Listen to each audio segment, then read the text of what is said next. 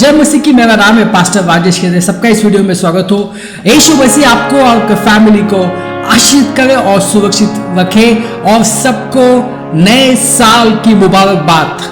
Wish you happy new year. और ये साल जो है, ये साल आपके लिए बहुत ही बढ़िया जाए। भाई बहनों, आज हम अंतिम दिनों में है।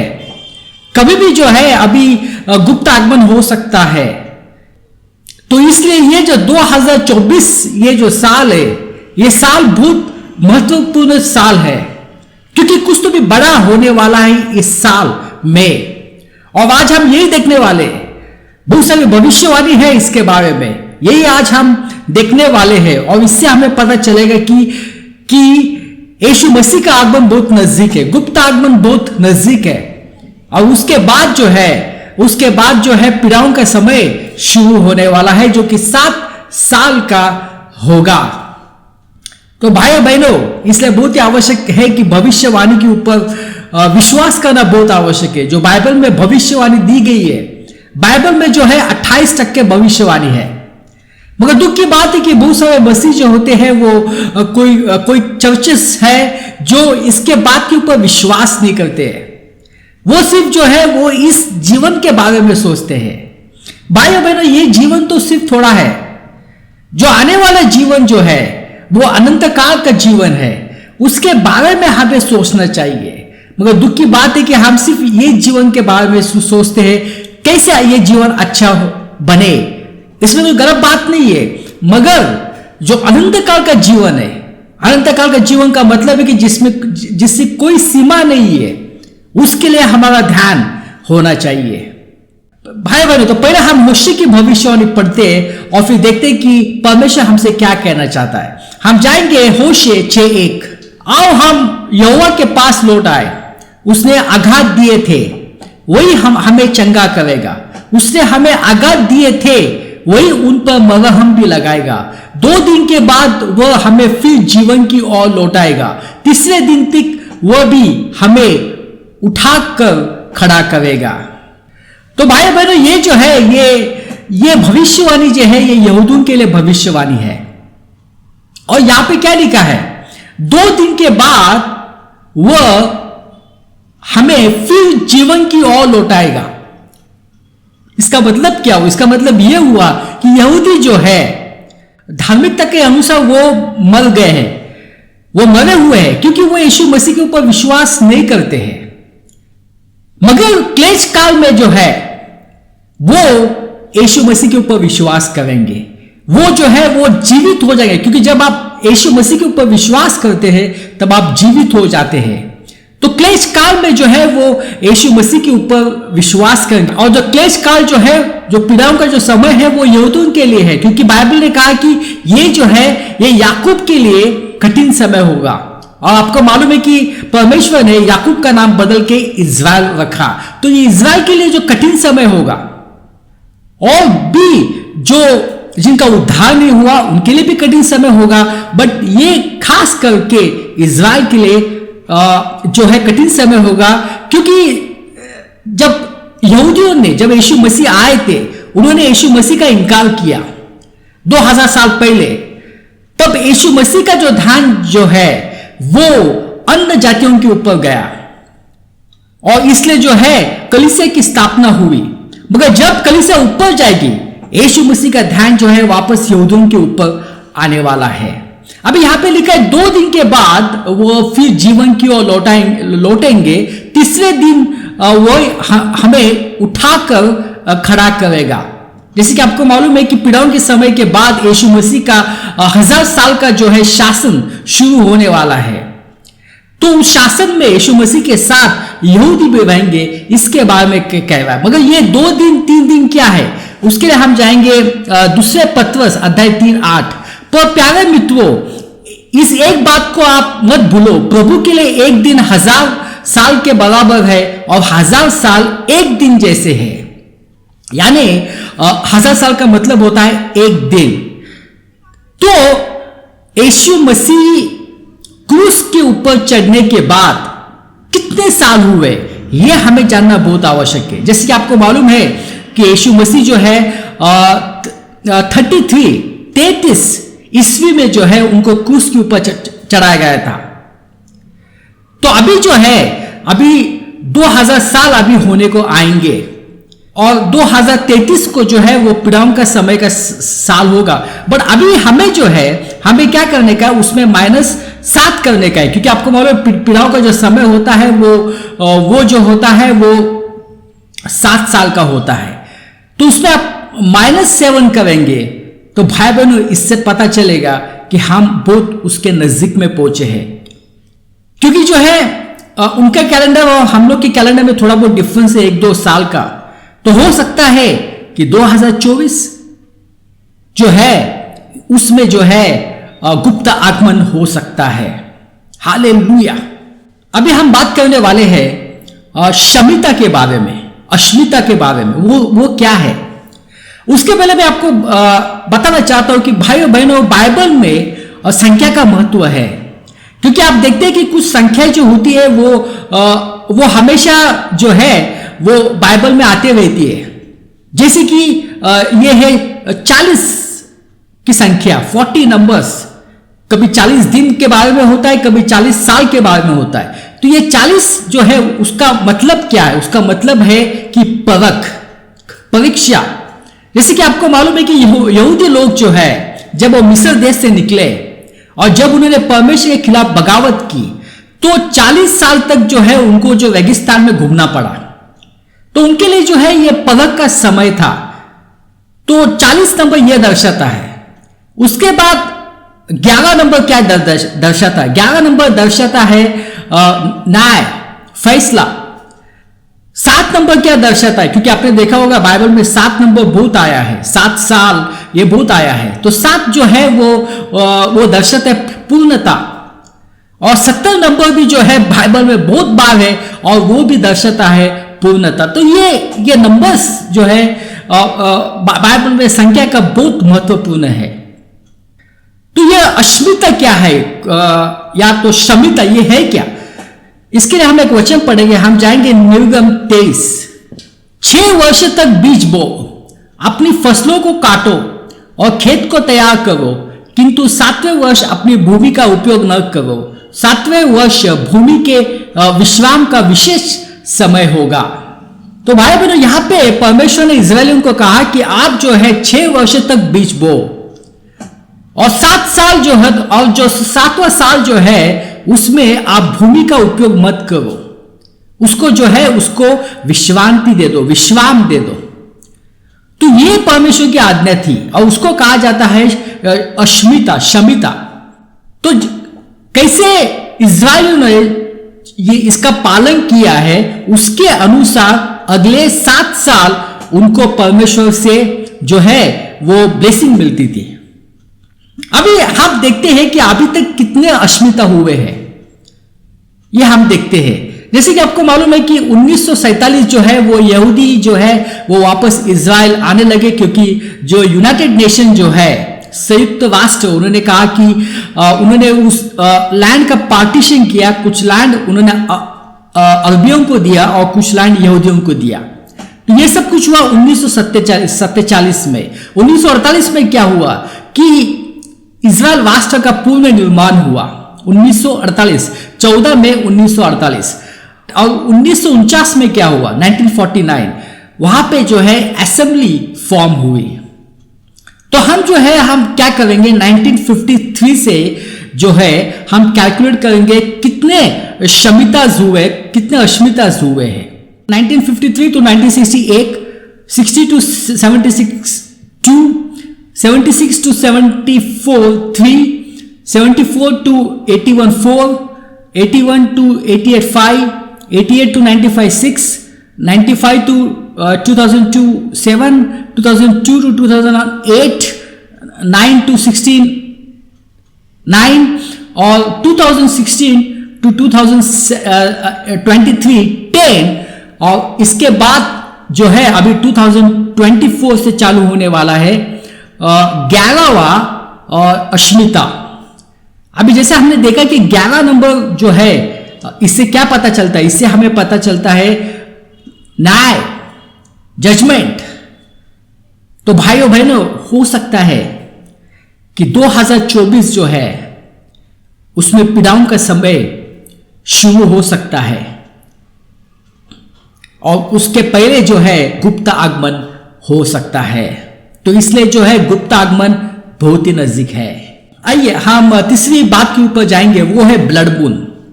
ब्लड मून आपने बहुत नाम सुना होगा, बहुत कुछ चल रहा था ब्लड मून के बारे में। ब्लड मून में क्या होता है कि जो चांद का जो कलर है वो लाल हो जाता है। और जब ये ब्लड मून, जब इजराइल का कोई पर्व होता है, जैसे कि अलग अलग पर्व है, सुकोट है, पेंटिकोस्ट है, पास ओवर है, रोशाना है, अलग अलग जब पर्व रहते होते हैं। और तभी ये जब ब्लड मून आता है, चार ब्लड मून आता है उस समय, तो कुछ तो जो है यहूदियों के लिए हो जाता है। आइए हम पढ़ते हैं, उत्पत्ति 1 में पढ़ते हैं। तब परमेश्वर ने कहा, आकाश में ज्योति होने दो। ये ज्योति दिन को रात से अलग करेगी। ये ज्योति एक विशेष चिन्ह के रूप में प्रयोग की जाएगी, जो वो बताएगी कि विशेष सभाएं कब शुरू हो जाए और यह दिनों तथा वर्षों के समय को निश्चित करेगी। तो भाई बहनों, परमेश्वर ने चांद, तारे, चांद, ये सब कुछ जो बनाया है अलग अलग मकसद से बनाया, मगर एक मकसद ये भी है कि वो जो है वो चिन्ह के लिए बनाया है। अभी किसको चिन्ह चाहिए? पहले कोरिन्थियों में लिखा है कि यहूदी तो चिन्ह चाहते हैं। तो ये जो है ये यहूदियों के लिए कुछ चिन्ह होते हैं, क्योंकि देखो हमें चिन्ह की आवश्यकता नहीं है, क्योंकि हमारे पास बाइबल है। मगर ये यहूदी जो होते हैं वो चिन्ह के हमेशा पीछे होते हैं। तो उनके लिए आसमान में ये सब चिन्ह होते हैं, ताकि वो समझे कुछ तो भी उनके लिए होने जाने वाला है। जैसे कि आपको मालूम है कि मसीह और यहूदा, उसमें बीच में कनेक्शन है। अभी क्लेश काल जो है यहूदियों के लिए है, मगर जब हमें पता चलता है कि क्लेश काल कब है, हमें सिर्फ उसमें से -7 करना है, तो हमें पता चल जाता है कि गुप्त आगमन कब है। इसलिए हमें जो भी है, हमारा ध्यान भी जो है ये सब क्या क्या चिन्ह हो रहा है आसमान में, उसके ऊपर भी अपना होना चाहिए। मगर अपना मेन फोकस जो है वो बाइबल के ऊपर होना चाहिए। भाइयों बहनों, खगोल विज्ञान और ज्योतिषी ये दोनों अलग अलग चीजें हैं। ज्योतिष क्या होता है? ज्योतिष क्या होता है कि वो तारे देख के किसी का भविष्य बताते हैं, तो ये गलत बात है। मगर खगोल विज्ञान क्या होता है? उसमें हम जो भी होता है, चांद, तारे, सितारे, उसका हम अध्ययन करते हैं। तो हम बात करने वाले हैं खगोल विज्ञान की। हालेलुया। जैसे कि मैंने बताया कि जब ये 4 ब्लड मून आते हैं और तभी यहूदियों का पर्व जब होता है, तब कुछ ना कुछ यहूदियों के लिए होता है। और जैसे कि आपका बहुत सारे पर्व है, सुकोट है, यम किपुर है, पास ओवर है, पेंटिकुस है, हनुका है, शाबुत है, ऐसा अलग अलग है।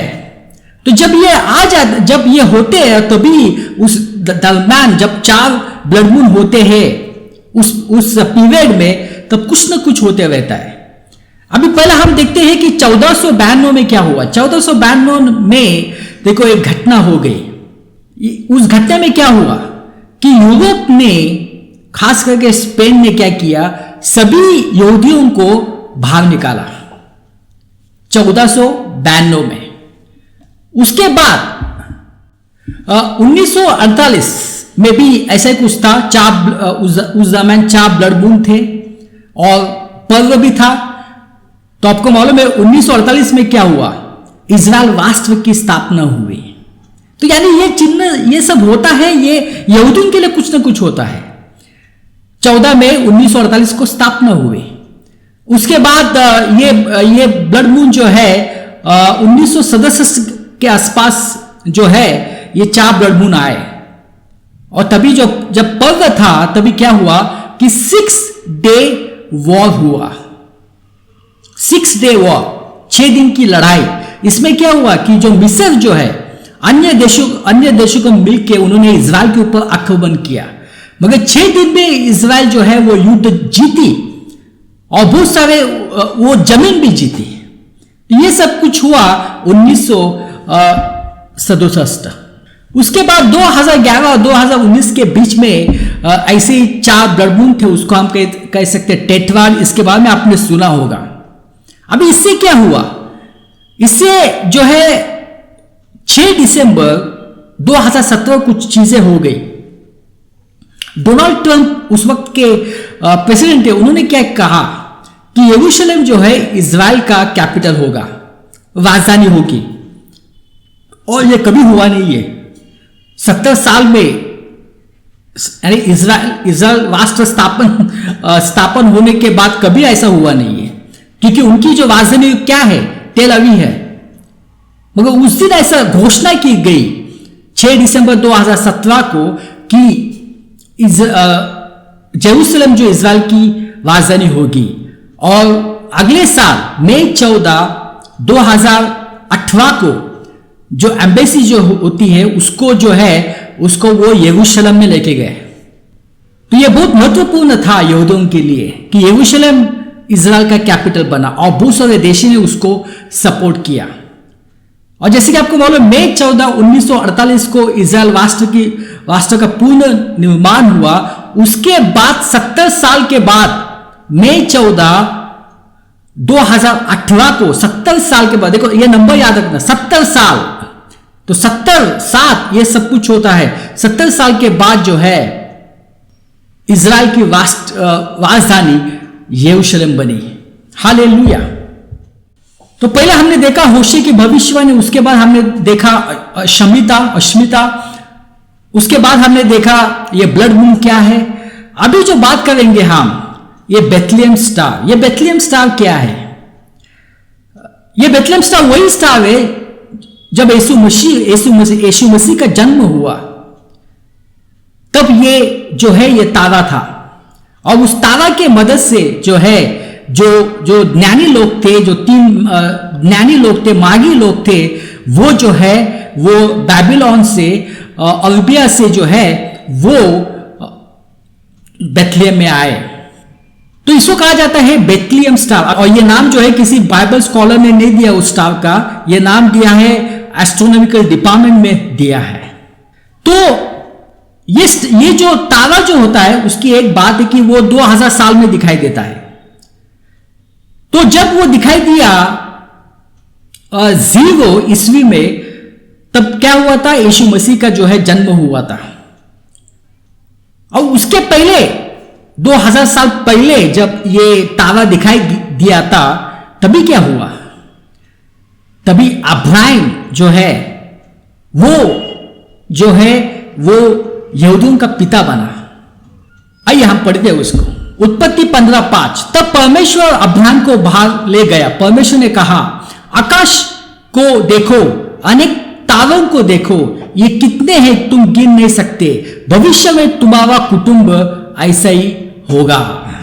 तो भाई बहन, ऐसा हुआ 2000 साल पहले कि अब्राहम को जो है परमेश्वर बाहर लेके गया, कहा कि आकाश के तारों को देखो, तभी यह तारा भी होगा।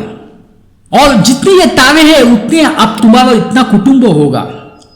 और तभी अब्राहम जो है उसके पास कोई संतान नहीं थी। और वो तो कोई यंग नहीं था 30-40, वो था 90 साल का। उसकी पत्नी सारा, उसका भी एज हुआ था, वो भी लगभग 80 साल की होगी। मगर परमेश्वर ने उसको वादा किया कि ये सब होने वाला है, और हुआ। अब्राहम को जो है वो आइजैक, सारा को आइजैक हुआ, इसहाक, उसके बाद इसहाक को हुआ याकूब। और परमेश्वर ने याकूब का नाम बदल के क्या रखा? इज़राइल। तो यहूदी जो है वहां से अब्राहम से आए हैं, और इसलिए अब्राहम को जो है विशेष स्थान है, उसको कहा जाता है यहूदियों का पिता, क्योंकि अब्राहम से यहूदी आ गए। तो यह हुआ 2000 साल पहले। और हमने देखा 0 AD में, 0 ईस्वी में यीशु मसीह का जन्म हुआ, और वो था यहूदियों का राजा। इसके बाद ये तारा वापस दिखाई दिया, और वो तारा दिखाई दिया 23 सितंबर 2015 को। ये तो आपने सुना होगा, अभी भी आप गूगल कर सकते हैं।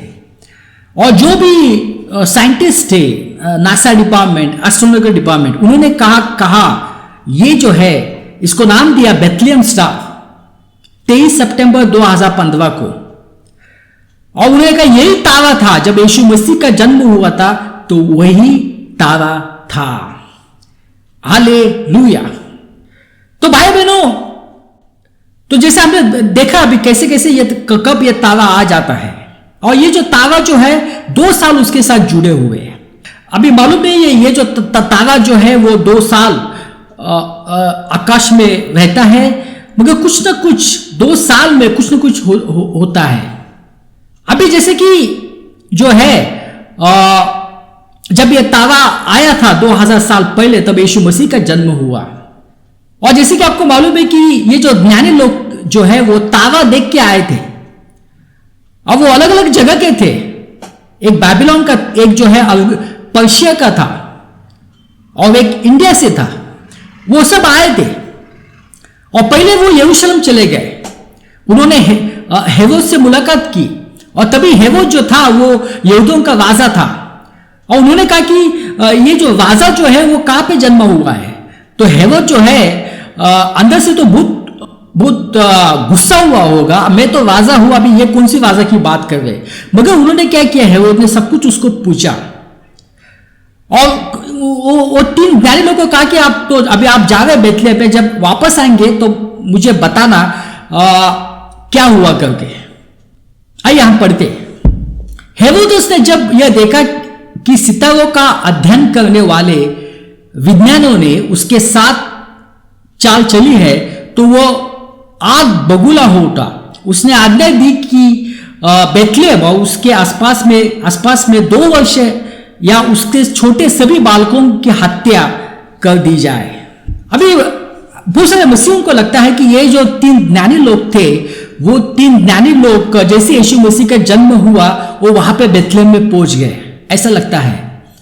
और जो ट्रेडिशन होता है वो बताते हैं कि उनको शायद 11 दिन या 12 दिन लगे वहां पे जाने के लिए, मगर ये बाइबल के अनुसार नहीं है। क्योंकि जब ये तारा दिखाई दिया, तो उसके बाद से उनका जो है सफर शुरू हुआ।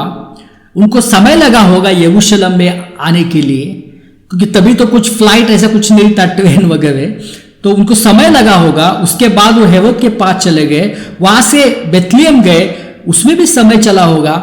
अभी हेरोद जो है वो इंतजार करता रहा कि कब ये वापस आएंगे, मगर परमेश्वर ने ये 3 ज्ञानी जो थे उनको सपने में कहा कि तुम वापस मत जाना, वही रास्ते से मत जाना, दूसरे रास्ते से जाना। तो दूसरे रास्ते से चले गए।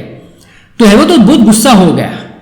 तो उसने क्या किया, उसने कहा कि 2 साल या उससे छोटे सभी बालकों की हत्या कर दी जाए। यानी इसका मतलब ये होता है कि ये जो 3 ज्ञानी थे वे तो जल्दी नहीं पहुंचे बेथलेहम में, उनको समय लगा। हो सकता है 1 साल से भी ज्यादा समय लगा हो, 1.5 साल लगा हो।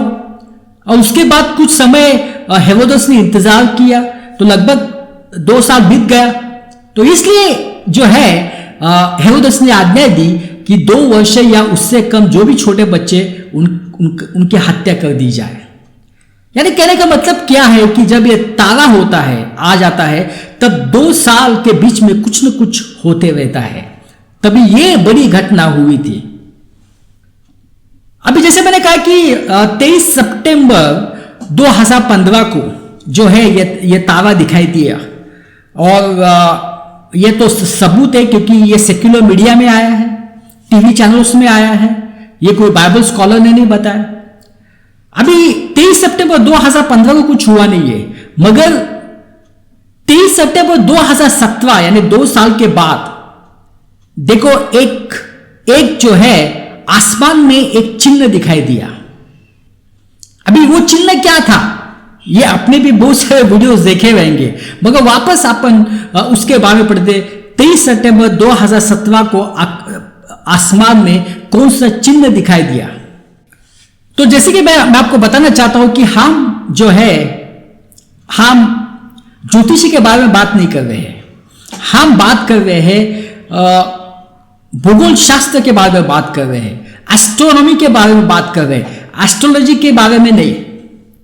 अभी हम जाएंगे यशायाह 13:10 में। यहां पे क्या लिखा है, क्योंकि आकाश के तारांगन और बड़े बड़े नक्षत्र अपना प्रकाश न देंगे और सुबह उदय होते अंधेरा हो जाएगा और चंद्रमा अपना प्रकाश न देगा। यहां पे क्या लिखा है? आकाश के तारांगण और बड़े बड़े नक्षत्र।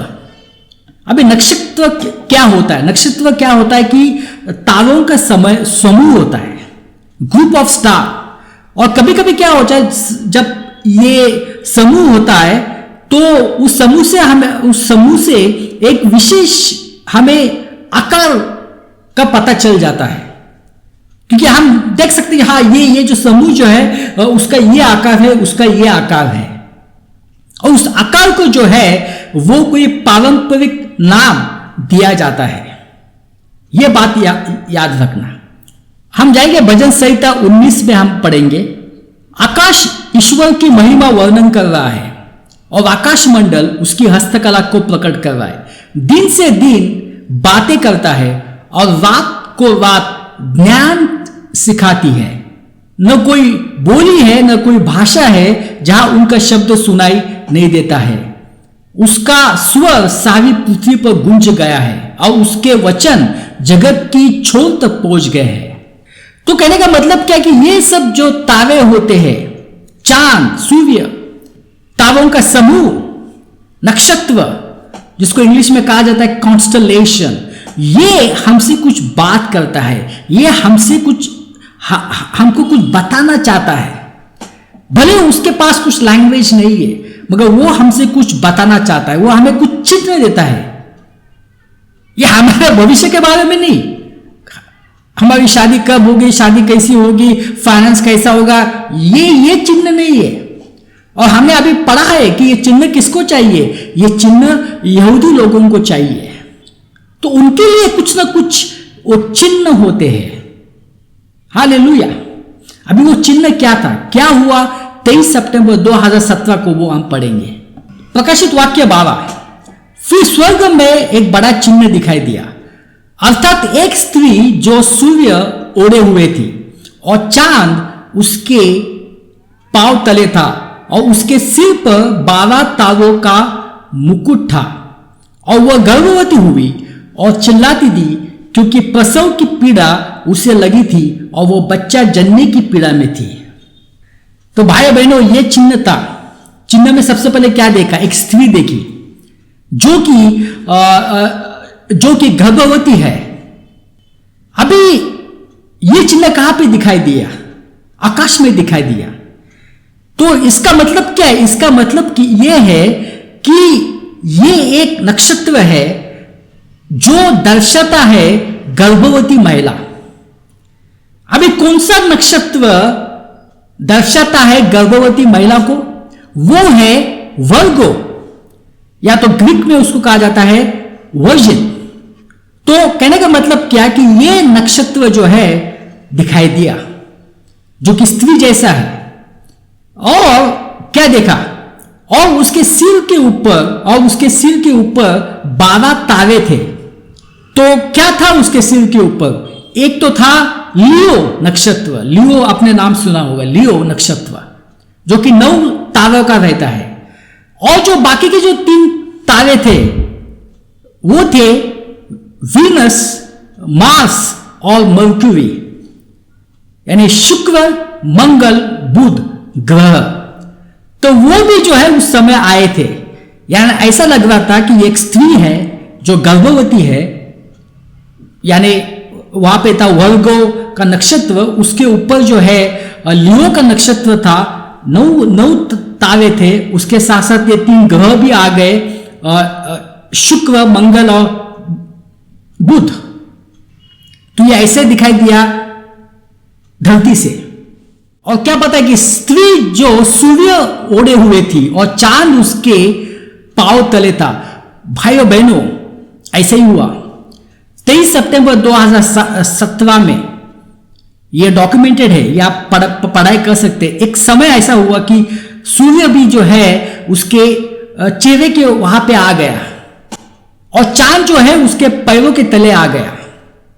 और अभी क्या हुआ देखो, अभी जुपिटर यानी बृहस्पति ग्रह, वो जो है वो उसी समय जो है जो वर्गो का नक्षत्र है उसके अंदर आया, और जहां पे गर्भाशय होता है, जहां पे औरत का गर्भाशय होता है, वहां पे गया और वहां पे 9 महीने तक जो है वो घूमता रहा। तो अभी ये जो जुपिटर जो है वो क्या दर्शाता था? ये दर्शाता था ये बच्चा, क्योंकि वो गर्भवती थी। तो भाई बहनों, ये सब दिखाई दिया 23 सितंबर 2017। स्त्री दिखाई दी, उसके ऊपर 12 तारे थे, सूर्य भी था ऊपर, नीचे चांद था, और ये जो बृहस्पति ग्रह जो है, जुपिटर जो है, वो भी अंदर आ गया, और जहां पे उसका गर्भाशय है वहां पे 9 महीने तक वो घूमता रहा। अभी आप कहेंगे कि ये तो इत्तेफाक है। मैं तो नहीं मानता इत्तेफाक है, क्योंकि जो भविष्यवाणी की गई थी वो उसकी पूर्तता थी। तो ये सब हुआ 23 सितंबर 2017। अभी देखो, जब ये सब हुआ, और जैसे मैंने कहा, बाइबल स्कॉलर्स ने कहा कि ये जो बच्चा जो है, ये जो जुपिटर ग्रह जो है, बृहस्पति ग्रह जो है, वो उस बच्चे को दर्शाता है। ये बाइबल स्कॉलर्स का मानना था। अभी 23 सितंबर 2017 के कुछ हुआ नहीं है, मगर जैसे मैंने कहा कि 8 दिसंबर 2017 को एक बात हुई। डोनाल्ड ट्रंप ने क्या कहा कि यरूशलेम इजराइल की राजधानी होगी, और 14 मई 2018 को जो है एम्बेसी जो है वो वहां पे शिफ्ट हुई। 14 मई 1948 इजराइल राष्ट्र की स्थापना हुई। उसके एग्जैक्टली 70 साल के बाद ये सब कुछ हुआ। अभी और भी है। अभी पिछले साल 2023 में कुछ हुआ है, वो आपने जो है वो आपने सुना होगा, न्यूज में सुना होगा, या तो कोई वीडियोस देखे होंगे। और मैं कह सकता हूं, बहुत सारे बाइबल स्कॉलर्स में कहते कि ये जो चिन्ह हुआ था उसकी पूर्णतता 23 सितंबर 2023 को हो गई। भाई बहनों, ये जो सितंबर महीना होता है, ये आप बहुत कुछ जो है इस महीने होते रहता है। इस वजह से ध्यान से ये जब महीना आता है तो आपकी नजर यीशु मसीह के ऊपर होनी चाहिए, क्योंकि कुछ भी हो सकता है। तो 23 सितंबर 2023 को क्या हुआ? 23 सितंबर 2023 को एक बात हो गई कि एक कॉमेट आया, यानी धूमकेतु। उस धूमकेतु का नाम था चाइल्ड, क्योंकि वचन में क्या लिखा है कि वो जो है वो गर्भवती थी और एक बच्चा था उसके पेट में। इंग्लिश में आप कहेंगे तो वहां पे लिखा है चाइल्ड। और बहुत सारे बाइबल स्कॉलर्स ने माना कि हो सकता है कि जो जुपिटर जो आया था उसके गर्भाशय के ऊपर 9 महीने तक, कि हो सकता है वो उस चाइल्ड को दर्शाता था। मगर 23 सितंबर 2023 को क्या हुआ कि एक धूमकेतु आया, उसका नाम भी क्या था? चाइल्ड। और ये नाम जो है, ये नाम कोई बाइबल स्कॉलर्स ने दिया, ये नाम दिया गया था 1920 में, जब एक महिला ने ऊपर देखा, धूमकेतु को देखा और वो नाम दे दिया, और तभी से उस धूमकेतु का नाम जो है वो चाइल्ड हुआ।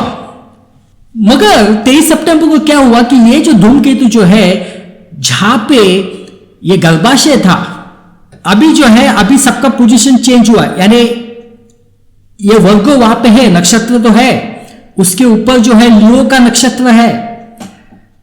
मगर अभी जो है, अभी जुपिटर तो नहीं है, अभी ये जो धूमकेतु जो है वो उस जो औरत है उसके गर्भाशय के ऊपर गया और वहां पे ही वो घूमते रहा। और जो वचन में लिखा था, क्या लिखा था? और वह गर्भवती हुई और चिल्लाती थी, क्योंकि प्रसव की पीड़ा उसे लगी थी और वह बच्चा जन्मे की पीड़ा में थी। बच्चा जन्मे की पीड़ा में थी। तो अभी ये जो कॉमेट जो है उसका नाम चाइल्ड है, और हिंदी में हम उसको बच्चा कहते हैं। तो वो जो है वो वहां पे आ गया है। उसके साथ और भी बहुत सारे कॉमेट उस जगह पे आ गए। एक कॉमेट है, उसका नाम है यहोशुआ, यानी जीसस। अभी ये नाम जो है कोई बाइबल स्कॉलर्स नहीं देते, ये सब एस्ट्रोनॉमिकल डिपार्टमेंट के लोग देते हैं, ये याद रखना। और वहां पे और एक आ गया, उस धूमकेतु का नाम है इजराइल, और एक आ गया यूक्रेन, और एक है यूनाइटेड नेशन, क्योंकि यही सबका खबर अभी हम सुन रहे हैं। तो भाइयों बहनों, हो सकता है कि 2024 में जो है कुछ बड़ा होने वाला है, क्योंकि जो चिन्ह दिया था प्रकाशित वाक्य 12 में, उसकी पूर्तता हो गई है। हालेलुया। तो कुछ न कुछ 2024 में होने वाला है। तो भाई बहनों, हम अंतिम दिनों में है, हमारा ध्यान यीशु मसीह के ऊपर होना चाहिए, हमारा ध्यान बाइबल के ऊपर होना चाहिए, क्योंकि कभी भी 2024 जो है वो बहुत ही महत्वपूर्ण साल है, और कुछ न कुछ यह साल होने वाला है। हालेलुया। आइए हम प्रार्थना करते। पिता परमेश्वर, धन्यवाद देते ये समय के लिए। यह सब प्रार्थना यीशु मसीह के नाम से करता हूं, आमीन।